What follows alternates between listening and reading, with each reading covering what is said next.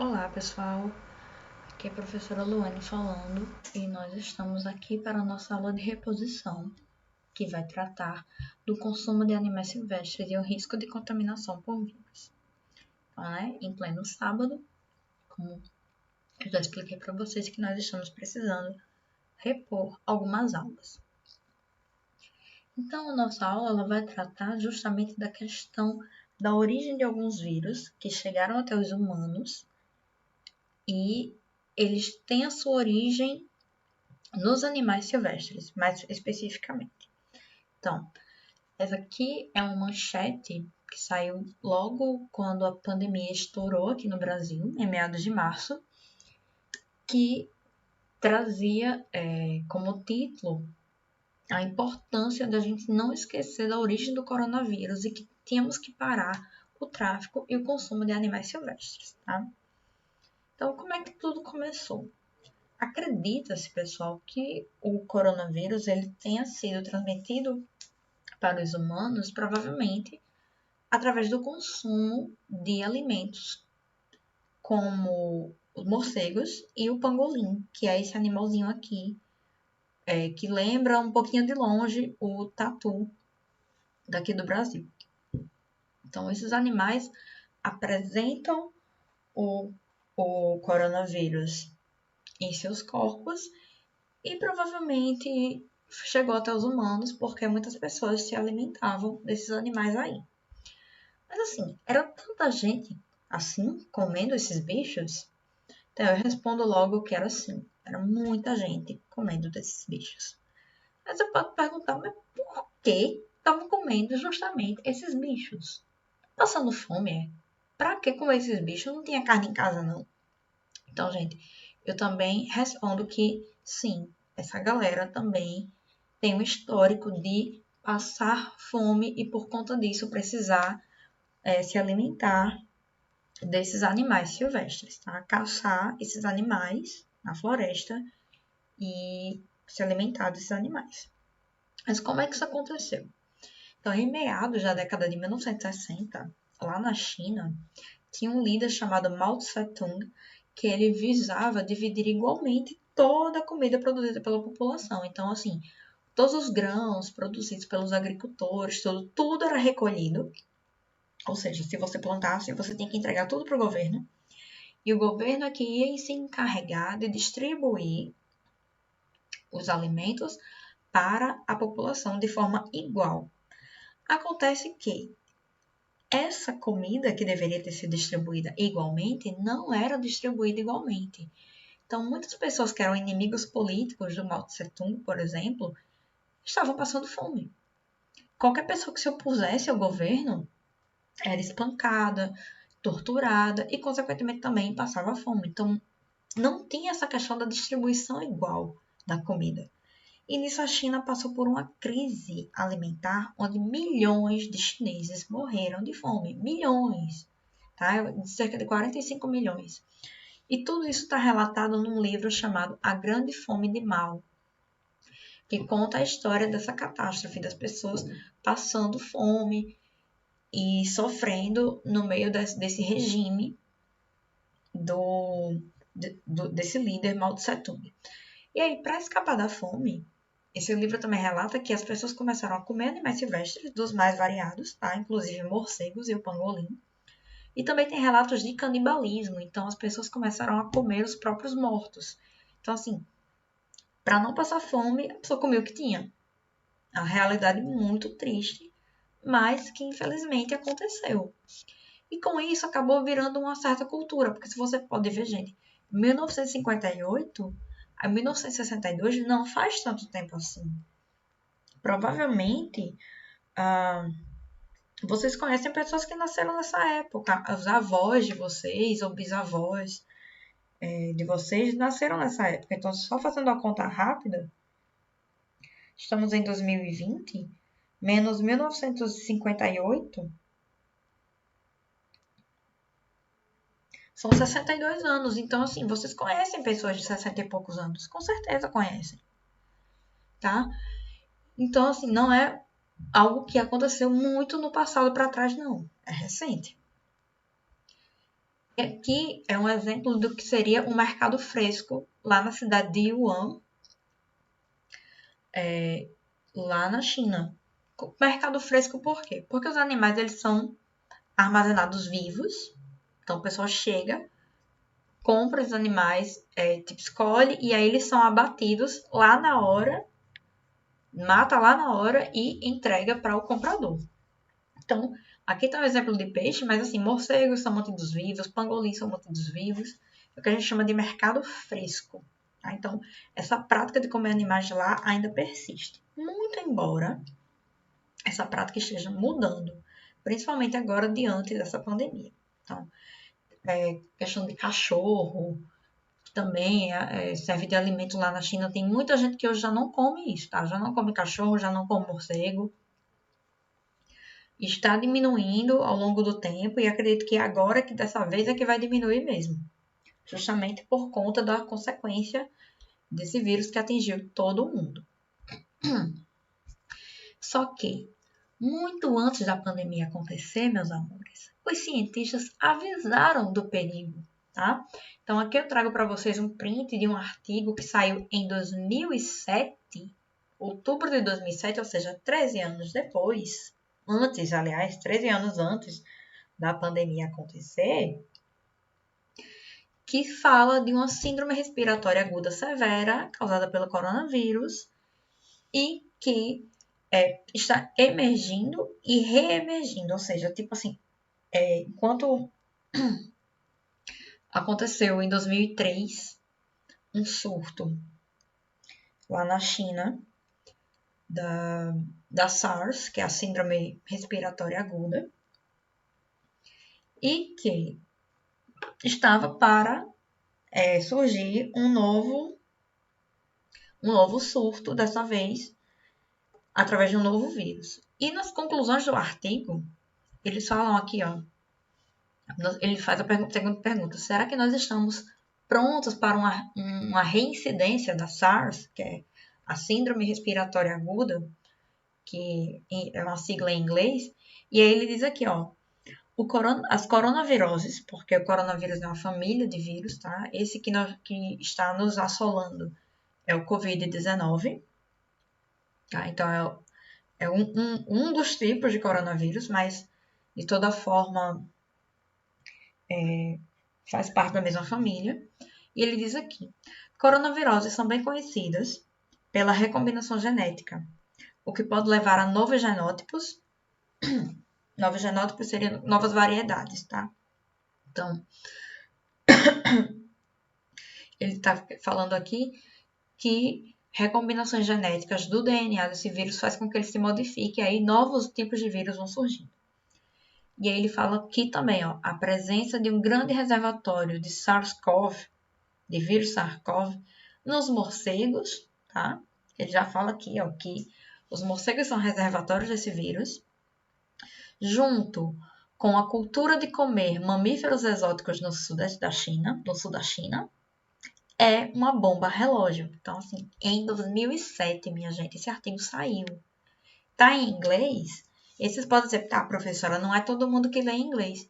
Muito pelo contrário, porque inglês é a língua mais falada do mundo. Então, esse artigo está publicado em inglês para que a maioria das pessoas que vivem no mundo pudessem ter acesso a esse tipo de artigo. Tá? Então, quando vocês verem um artigo em inglês, vocês lembrem disso, tá? Não é a nossa língua materna, tá?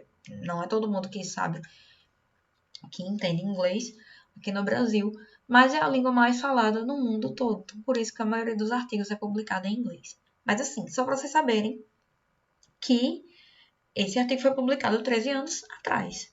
E ele ainda fala assim, ó, a possibilidade de reemergência da síndrome respiratória aguda e outros tipos de vírus novos de animais ou de laboratórios, portanto, a necessidade de estarmos preparados não deve ser ignorada. Ou seja, tá aqui ó, o tempo todo dizendo, ó, isso é uma bomba relógio, se liguem aí que a galera tá comendo morcego e isso é um perigo.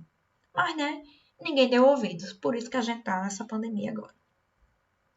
Então, só para fechar, o que são reservatórios, gente?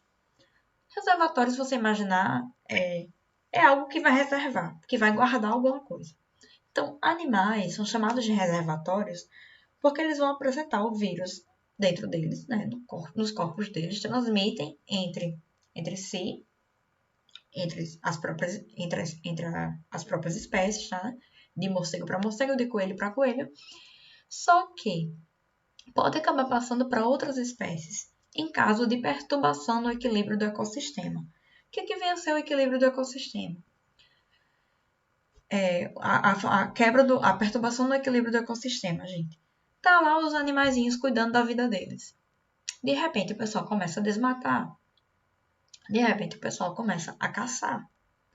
Então, o ambiente desses animais começa a ficar perturbado. E, consequentemente, os vírus que estavam ali apenas para aqueles animais começam a aparecer para a gente também.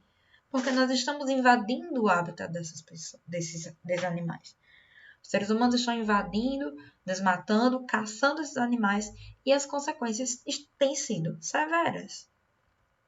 Então, olha só, gente. Aqui tem uma listinha de algumas doenças, tá? Que foram transmitidas para os humanos graças à caça e ao consumo de animais silvestres e também ao desmatamento. Então, olha só, a AIDS, por exemplo, que hoje é uma doença sexualmente transmissível para a gente, ela teve origem nos macacos na África. Então, assim, os caçadores dos macacos tiveram contato com o sangue daqueles macacos, se contaminaram e, consequentemente, foram passando para outras pessoas. Então, a AIDS hoje ela existe no mundo todo, mas ela teve origem em animais. O vírus Ebola também tem alguns artigos que apontam que provavelmente ele veio de morcegos. E outra, que os surtos de Ebola são maiores em áreas que são desmatadas, ou seja, o vírus ele se propaga em áreas de ambientes perturbados, tá? Lugares onde as áreas foram desmatadas. A influenza A, que é a gripe H1N1, ela veio de aves e de porcos.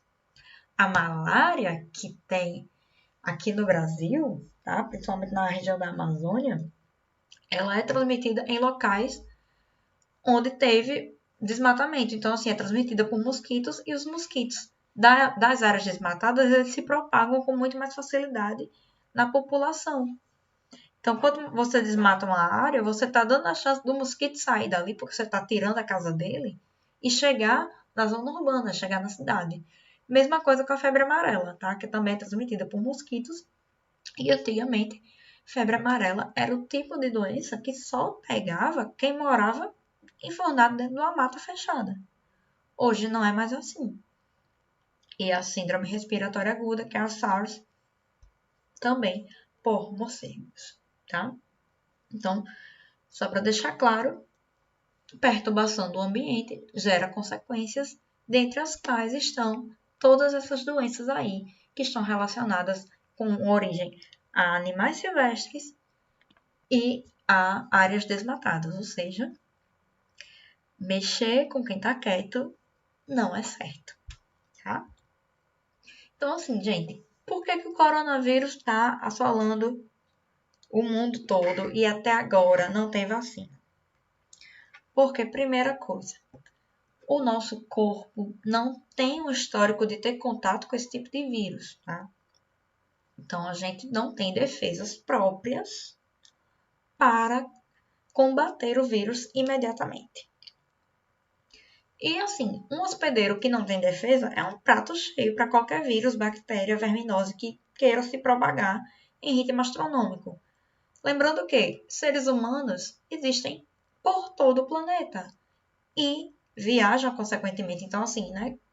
A galera saiu viajando para lá e para cá, saiu contraindo o vírus e hoje a gente está no meio de uma pandemia. Então, aqui é o mapa atualizado de como nós estamos em setembro, o mundo todo sofrendo com os casos de coronavírus. Por que até agora não tem vacina, gente? Porque requer uma enorme quantidade de testes para serem feitos. Primeiro que precisa, antes de mais nada, a primeira fase é de produção do mecanismo de anticorpos, tá? Tentar criar, pegar o vírus, isolar o vírus em laboratório e tentar criar anticorpos desse vírus, sistema de defesa desse vírus. in vitro primeiro, ou seja, nessas plaquinhas. Depois, passar para a segunda fase, que é in vivo, que chama, que vai injetar em ratinhos de laboratório. Depois que injetar em ratinhos de laboratório, ver se funciona, se criou anticorpos nos ratinhos de laboratório. E aí, só então, é que vai poder chegar nos humanos. Mas não é chegar nos humanos e sair distribuindo a vacina de qualquer jeito, não. Vai também fazer um teste com uma pequena quantidade desses humanos, uma amostra muito pequena, ver como é que o corpo se comporta, ver quanto tempo leva para produzir anticorpos no corpo desses humanos, para então ir aumentando o número de amostras consequentemente. Até então, por fim, chegar numa vacina definitiva que as pessoas digam, olha, agora a gente pode sair vacinando o povo. Tá? Então, como é um vírus novo, a gente não sabe nada desse vírus, tá aparecendo, cada dia aparece uma coisa nova, tá? Antes já achavam que, tipo, pegou o coronavírus uma vez, não pega mais, agora já estão vendo que não é mais assim, que, tipo, você pode pegar coronavírus de novo, mesmo você já tendo passado pela infecção. E fica o alerta do perigo dos animais silvestres, não só no Covid-19, mas em todas as outras coisas e novas doenças que podem vir a surgir. Então, olha só, aqui é um print de uma notícia que saiu, né, com razão também, porque depois que a pandemia começou a só crescer, a China decidiu proibir finalmente o consumo de animais silvestres após esse surto, né? Aqui, ó, de 6 de março de 2020. E aqui, gente, se vocês derem uma jogada no Google, vocês vão ver que aqui no Brasil existem inúmeros estudos de vários cientistas falando sobre o consumo de animais silvestres aqui no Brasil, tá? Aqui a gente também está propenso a contrair um novo vírus, seja lá por conta de um macaco, de um tatu, seja lá o que for, porque muitas pessoas se alimentam desse tipo de animais e muitas vezes, infelizmente, é porque só tem aquele tipo de animal para comer mesmo. Não tem dinheiro para comprar comida, pessoa pobre que mora perto de uma mata, ela vai caçar, ela vai procurar o que comer. Então, se está passando fome, esse caso, muitas vezes isso acontece. Então, fica o alerta, então, do perigo de animais silvestres. É isso, meus queridos. Essa foi a nossa aulinha a jato, rapidinha. Fiquem com Deus e até a próxima.